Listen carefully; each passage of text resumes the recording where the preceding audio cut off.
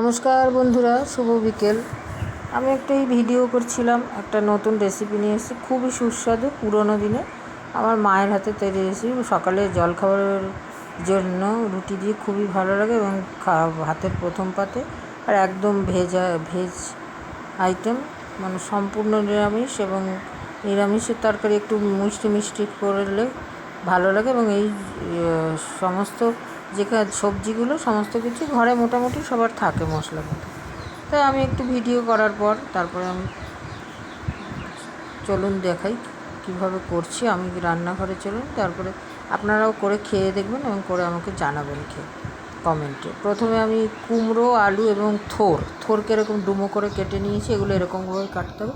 কেটে ধুয়ে পরিষ্কার করে নিয়ে ঘরে সরষের তেলে 5 ফোড়ন দিয়েছি। এর মধ্যে লঙ্কা খুবই কম দেবেন যেন ঝাল নয়। এবার 5 ফোড়ন দিয়ে 2টো শুকনো লঙ্কা ফোড়ন দিয়ে কুমড়ো আলুকে ভেজেছি। ভেজে নুনে প্রতিদিনের যে মশলা, যেমন একটু ধনের গুঁড়োটাতে বেশি দেবেন, জিরের গুঁড়োটা পরিমাণ মতো কম দেবেন, বেশি করে একটু মিষ্টি দেবেন, আর নুন হলুদ জলে গুলে দিয়ে দিয়েছি। যখন লাল লাল করে গুলো তখন আমি তারপরে থোরটাকে দিয়েছি। থোরটা ভাজলে হবে না। এবার দিয়ে এই যে বসে আছি, একটু গল্প করছিলাম।